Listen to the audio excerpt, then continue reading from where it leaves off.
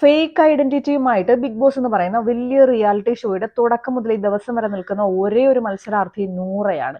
എനിക്ക് ആദില നൂറ ആ ഒരു കോംബോ ഭയങ്കര ഇഷ്ടമാണ്. പക്ഷെ ഇവരെ സ്നേഹിച്ചിരുന്ന ഒരു മെജോറിറ്റി ആളുകൾക്കും ഇപ്പൊ അവരോട് അത്ര അങ്ങോട്ട് വലിയ സ്നേഹം ഇല്ല. അതിന് കാരണക്കാരെന്ന് പറയുന്നത് അവർ തന്നെയാണ്. അവരുടെ സ്ട്രാറ്റജികളും അവരുടെ ചില രീതികളും ഒക്കെയാണ്. ഒരിക്കലും അവരുടെ ക്യാരക്ടർ അസാസിനേഷൻ ഒന്നും നടത്താൻ നമ്മൾ ആഗ്രഹിക്കുന്നില്ല, അങ്ങനെ ചെയ്യാനും പാടില്ല. പക്ഷേ ബിഗ് ബോസ് എന്ന് പറയുന്ന റിയാലിറ്റി ഷോയുടെ വിധികർത്താക്കൾ ആരാണ്? നമ്മൾ ജനങ്ങളല്ലേ. അതിന്റെ ക്രൂവോ എഡിറ്റ് ചെയ്യുന്നുണ്ട്, അവർക്ക് അവരുടേതായിട്ടുള്ള രീതിയിൽ അവർ എഡിറ്റ് ചെയ്യുന്നുണ്ട്. അതിനൊക്കെ അപ്പുറത്തേക്ക് അവർ എഡിറ്റ് ചെയ്ത് ടെലികാസ്റ്റ് ചെയ്ത് വിടുന്ന ഓരോ എപ്പിസോഡുകളും ജഡ്ജ് ചെയ്ത് മാർക്ക് ഇടുന്നത് ആരാണ്? വോട്ട് കൊടുക്കുന്ന ആരാ? നമ്മൾ ജനങ്ങളാണ് വിധികർത്താക്കൾ. എന്താണ് മാനദണ്ഡം? Fake or reality. ആ വ്യക്തി ഫേക്ക് ആണോ, ആ വ്യക്തി റിയൽ ആണോ? ഇതാണല്ലോ നമ്മൾ നോക്കുന്നത്. ശരിക്കും സ്വന്തം ഐഡന്റിറ്റി ഫേക്ക് ആയിട്ട് കാണിച്ചുകൊണ്ട് നിൽക്കുകയല്ലേ നൂറ ചെയ്യുന്നത്. ഇതിനോടകം തന്നെ എല്ലാ ആളുകൾക്കും മനസ്സിലായ ഒരു കാര്യമുണ്ട്, നൂറ ലെസ്ബിയൻ അല്ല. എനിക്ക് തോന്നുന്നു ഇവരുടെ യൂട്യൂബ് ചാനൽ ഞാൻ ഇതിനു മുമ്പും കണ്ടിട്ടുണ്ട്, കാണാറുണ്ട്.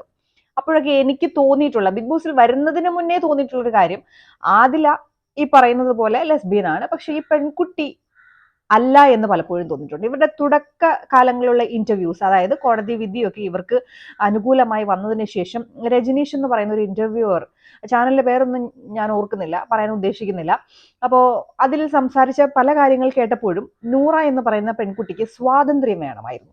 ഈ സ്വാതന്ത്ര്യം വേണം, സ്വാതന്ത്ര്യമില്ല, ഞങ്ങളുടെ നാട്ടിൽ ഇങ്ങനെയാണ്, ഒരു ജീൻസും ടീഷർട്ടും ഇട്ടുകൊണ്ട് പോയി കഴിഞ്ഞാൽ പള്ളിയിൽ നിന്ന് കത്ത് വരും എന്നൊക്കെ ഇവരിങ്ങനെ എക്സാജുറേറ്റ് ചെയ്ത് പറയുന്നത് കേട്ട് കഴിയുമ്പോൾ നമ്മൾ വിചാരിക്കും കേരളത്തിന്റെ ഏതോ ഒരു കോണുകളിൽ ഇങ്ങനെയും പുരോഗമനമില്ലാത്തൊരു ഗ്രാമമുണ്ടോ എന്നൊക്കെ ചിന്തിക്കും. ഇത്രയും അവർക്ക് സ്വാതന്ത്ര്യം കൊടുക്കുന്നില്ല എന്നൊക്കെ ആലോചിക്കും. ഞാൻ പല വീഡിയോസിലും പറഞ്ഞിട്ടുണ്ട്, എനിക്ക് മലപ്പുറത്തു നിന്നൊക്കെയുള്ള ഫ്രണ്ട്സ് ഉണ്ട്.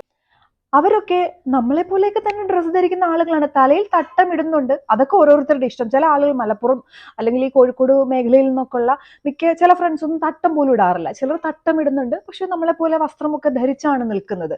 അപ്പോൾ ഈ നൂറ സ്വാതന്ത്ര്യമില്ല, ഞങ്ങളുടെ നാട്ടിലൊക്കെ അങ്ങനെ, ഈ കോഴിക്കോട് മലപ്പുറം ഭാഗത്ത് അങ്ങനെയാന്ന് പറയുമ്പോൾ, മലപ്പുറം കോഴിക്കോടും ഉള്ള ആളുകൾ ഈ താലിബാനിലുള്ള അല്ലെങ്കിൽ അഫ്ഗാനിസ്ഥാനിലൊക്കെ ഉള്ളതുപോലെ സ്ത്രീകൾക്ക് അത്ര അങ്ങോട്ട് സ്വാതന്ത്ര്യം കൊടുക്കാത്ത ചില കമ്മ്യൂണിറ്റീസ് അവിടെ ഉണ്ടെന്ന് തെറ്റിദ്ധരിക്കും. ഒരിക്കലുമില്ല കേട്ടോ. നൂറയുടെ സ്വാതന്ത്ര്യം എന്താണ്? നൂറയുടെ വസ്ത്ര സ്വാതന്ത്ര്യം. നൂറ ഈ സ്വാതന്ത്ര്യം എന്ന് പറയുന്നതേ വസ്ത്ര സ്വാതന്ത്ര്യത്തെ കുറിച്ചാണ്. അല്ലാത്ത ഒരു കാര്യങ്ങളിലും നൂറയ്ക്ക് സ്വാതന്ത്ര്യം ആവശ്യമില്ല എന്നാ തോന്നുന്നത്. നൂറയുടെ വസ്ത്ര സ്വാതന്ത്ര്യത്തിന്റെ അറ്റം എവിടം വരെയാണെന്ന് നിങ്ങൾക്ക് മനസ്സിലായിട്ടുണ്ടാകുമല്ലോ ഇതിനോടകം തന്നെ.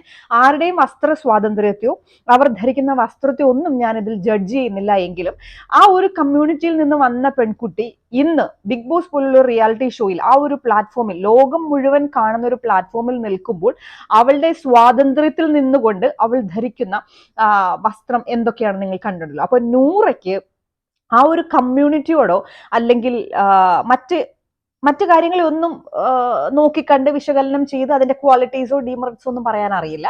പക്ഷെ നൂറയ്ക്ക് സ്വാതന്ത്ര്യം വേണം. ഒരു ബോളിവുഡ് സ്റ്റാറിനെ പോലെ വസ്ത്രം ധരിച്ചുകൊണ്ട് ഇങ്ങനെ മെട്രോപൊളിറ്റൻ സിറ്റിയിലൊക്കെ ജീവിക്കണം എന്നുള്ള ആ ഒരു സ്വാതന്ത്ര്യം വേണം എന്നുള്ള അതിയായ ആഗ്രഹം കൊണ്ട് സ്വന്തം ഐഡന്റിറ്റി പോലും മാറ്റാൻ അതായത് നിന്നുകൊടുത്ത ഒരു പെൺകുട്ടി. ഇന്ന് അവൾ ബിഗ് ബോസ് എന്ന് പറയുന്ന റിയാലിറ്റി ഷോയിൽ, ഞാൻ നേരത്തെ പറഞ്ഞതുപോലെ, ജനങ്ങൾ വിധികർത്താക്കളാകുന്നതിന്റെ മാനദണ്ഡം ഇത് ഫേക്ക് ആണോ, റിയൽ ആണോ, ഇത് വ്യാജനാണോ, അതായത് യഥാർത്ഥം ആണോ എന്നുള്ളതാണ് മാനദണ്ഡം. അങ്ങനെ ഒരു റിയാലിറ്റി ഷോയിൽ വളരെ വ്യാജമായ ഒരു ഐഡന്റിറ്റിയോട് കൂടി വന്ന് നിൽക്കുകയാണ്. ലെസ്ബിയൻ അല്ലാത്തൊരു പെൺകുട്ടി ലെസ്ബിയൻ ആണ് എന്നുള്ള ഒരു ഐഡന്റിറ്റിയോട് കൂടി ആ ഒരു ഷോയിൽ നിൽക്കുന്നുണ്ടെങ്കിൽ അത് തികച്ചും തെറ്റായുള്ള കാര്യമാണ്. അതായത് ഇതിനു മുമ്പത്തെ സീസണുകളിലൊക്കെ വളരെ റിയൽ ആയിട്ട് ജെന്യൂൻ ആയിട്ട് നിന്ന് കളിച്ച് ജിൻഡോ ഒഴികെ കേട്ടോ വിൻ ചെയ്ത മത്സരാർത്ഥികളൊക്കെ അപ്പൊ എന്താണ് നൂറയ്ക്ക് മുന്നിൽ? ആദിലെ നൂറയും വെച്ചൊന്ന് താരതമ്യം ചെയ്ത് നോക്കുവാണെങ്കിൽ ആദില ശരിയാണ്, ഭയങ്കര കച്ചറ സംസാരങ്ങളും ഭയങ്കര ഡബിൾ മീനിങ് ടോക്സും ഒക്കെ അവിടെ നടക്കുന്നുണ്ട്. എങ്കിലും ഒരുപാട് ഇങ്ങനെ ദേഷ്യം വരുന്ന സാഹചര്യങ്ങളിൽ പുള്ളിക്കാരത്തി സ്വയം ഒന്ന് കൺട്രോൾ ചെയ്ത് ഇരിക്കാറുണ്ട്. പക്ഷെ നൂറെ സംബന്ധിച്ച് ഭയങ്കര റൂഡായിട്ട് ബിഹേവ് ചെയ്യുന്ന ഒരാളാണ്.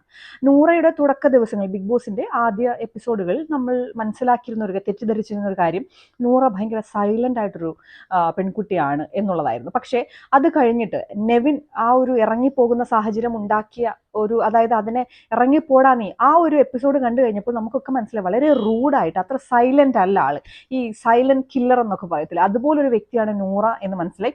അതിനുശേഷമുള്ള ഓരോ എപ്പിസോഡുകളിലും ലൈവിലുമൊക്കെ നൂറ നമ്മളെ ഞെട്ടിച്ചിരിക്കുകയാണ്. ശരിക്കും പറഞ്ഞാൽ അത് ആ ഒരു എപ്പിസോഡ് കണ്ട് മനസ്സിലാക്കിയവർക്ക് പിന്നീട് കണ്ട ക്യാരക്ടർ ആ ഒരു രൂപമാറ്റമൊന്നും നമ്മളെ ഞെട്ടിക്കുന്നതല്ല. എങ്കിലും പലപ്പോഴും തോന്നിയിട്ടുണ്ട് നൂറ ഭയങ്കര റൂഡായിട്ട് ബിഹേവ് ചെയ്യുന്ന, അധികം ദാക്ഷിണ്യം ദയാദാക്ഷിണ്യങ്ങളൊന്നുമില്ലാതെ ഒരു പക ഒരാളോട് ഉണ്ട് എങ്കിൽ ആ പക ഇങ്ങനെ അവസാനം മുഴുവൻ വരെയും വെച്ചുകൊണ്ട് പോകുന്ന ഒരു മത്സരാർത്ഥിയായിട്ട് പലപ്പോഴും തോന്നിയിട്ടുണ്ട്.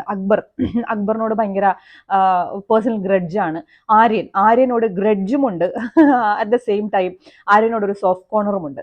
അപ്പൊ ഇതിനെക്കുറിച്ചൊന്നും സംസാരിക്കാൻ എനിക്ക് വലിയ താല്പര്യമില്ല. പക്ഷേ ബിഗ് ബോസ് എന്ന് പറയുന്ന റിയാലിറ്റി ഷോയിൽ റിയൽ ആണോ ഫേക്ക് ആണോ എന്ന് മാത്രം നോക്കുമ്പോൾ അവിടെ ഫേക്ക് ആയിട്ട് ആദില നൂറ എന്ന് പറഞ്ഞാൽ ലെസ്ബിയൻ കപ്പിൾസ് എന്നാണല്ലോ പറയുന്നത്. ലെസ്ബിയൻ കപ്പിൾസ് എന്ന് പറയുമ്പോൾ നൂറയും ലെസ്ബിയൻ തന്നെയാണ് എന്നാണല്ലോ സൊസൈറ്റിയെ ധരിപ്പിച്ചിരിക്കുന്നത്. പക്ഷെ അല്ല എന്ന് നമുക്ക് ഇതിനോടകം തന്നെ മനസ്സിലാക്കുകയും ചെയ്തു. അപ്പോൾ ഞാൻ നേരത്തെ പറഞ്ഞതുപോലെ ഇപ്പൊ 100 ദിവസം അടുക്കാറായി. ഈ 100 ദിവസം ഫേക്ക് ആയിട്ടൊരു ഐഡന്റിറ്റിയോട് കൂടി അവരുടെ സെക്ഷുവൽ ഐഡന്റിറ്റിയാണ് ലെസ്ബിയൻ എങ്കിലും ഈ കേരളം മുഴുവൻ, ലോകം മുഴുവൻ അറിയുന്നത് ആദില നൂറ എന്ന് പറഞ്ഞാൽ ലെസ്ബിയൻ കപ്പിൾസ് ആണ്. അവരുടെ ഐഡന്റിറ്റി എന്ന് പറഞ്ഞാൽ അതാണല്ലേ. അപ്പം അതിൽ 100%, ആ വ്യക്തിത്വത്തിൽ 100% കള്ളത്തരങ്ങൾ കാണിച്ചുകൊണ്ട് ഇങ്ങനെ ഒരു റിയാലിറ്റി ഷോയിൽ ഈ ഒരു പെൺകുട്ടി നിൽക്കുന്നത് ശരിയാണ്. ടിക്കറ്റ് ടു ഫിനാലെ അല്ലെങ്കിൽ അവൾ ഫിസിക്കൽ ടാസ്ക് ഒക്കെ എല്ലാവർക്കും മാതൃകയാക്കേണ്ട രീതിയിൽ, അതായത് ഘടാഘടിയന്മാരായിട്ടുള്ള ആൺകുട്ടികളെയൊക്കെ തോൽപ്പിച്ചിട്ട് അവൾ മുൻനിരയിൽ എത്തി.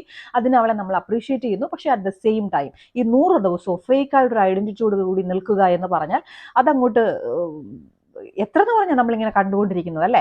അപ്പോ നൂറയുടെ സ്വാതന്ത്ര്യം എന്ന് പറയുന്നത് വസ്ത്രത്തിൽ മാത്രമാണ് എന്നൊരു കാര്യം എല്ലാവരും മനസ്സിലാക്കേണ്ടതായിട്ടുണ്ട്.